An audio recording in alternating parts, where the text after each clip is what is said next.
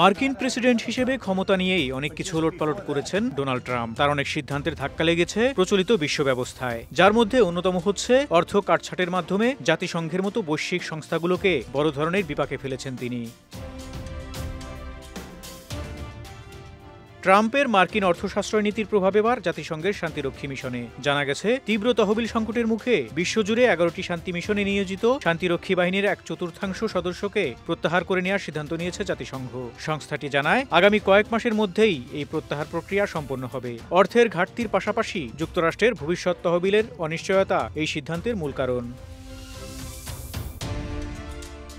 জাতিসংঘের এক জ্যেষ্ঠ কর্মকর্তা পরিচয় প্রকাশ না করার শর্তে রয়টার্সকে জানান, মোট প্রায় 25% শান্তিরক্ষী সৈন্য ও পুলিশকে তাদের সরঞ্জাম সহ প্রত্যাহার করা হবে। পাশাপাশি এসব মিশনে কাজ করা অনেক বেসামরিক কর্মীও এর আওতায় পড়বেন। এর ফলে 13 থেকে 14,000 সৈন্য ও পুলিশ এবং উল্লেখযোগ্য বেসামরিক কর্মী এই ছাঁটাইয়ের আওতায় আসবেন। আর এই সিদ্ধান্ত কার্যকর হলে ক্ষতিগ্রস্ত হতে পারে বাংলাদেশও।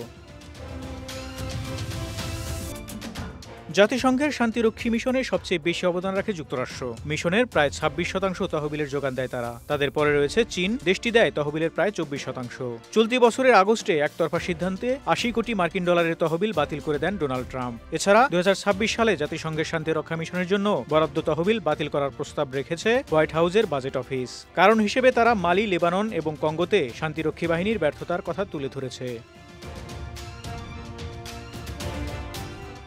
জাতিসংঘের এই তহবিল সংকটের প্রভাব পড়বে দক্ষিণ Sudan, Congo, Lebanon, Kosovo, Cyprus, Central African Republic, পশ্চিম সাহারা, ইসরায়েল, সিরিয়ার মধ্যবর্তী গোলান হাইটস এবং সুদান ও দক্ষিণ সুদানের মধ্যবর্তী অঞ্চলে মিশন কার্যক্রমের উপর।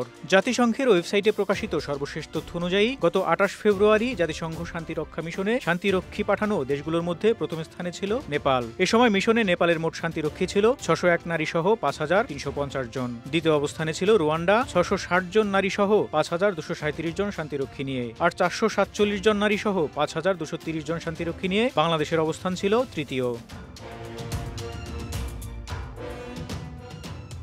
জাতিসংঘ মহাসচিব অ্যান্তোনিও গুতেরেস জানান, সংস্থাটি তার 80তম বার্ষিকীতে গুরুতর অর্থ সংকটে পড়েছে এবং কার্যকারিতা বৃদ্ধি ও ব্যয় কমানোর নতুন উপায় খুঁজছে। বিশেষজ্ঞরা বলছেন, এই পদক্ষেপ শান্তিরক্ষা অভিযানের কার্যকারিতা ও শান্তি রক্ষার প্রভাবকে মারাত্মকভাবে প্রভাবিত করতে পারে। যুক্তরাষ্ট্রের একপক্ষীয় সিদ্ধান্তকে বিশ্বব্যাপী শান্তি রক্ষার উদ্যোগে একটি বড় ধাক্কা হিসেবে দেখছেন অনেকেই।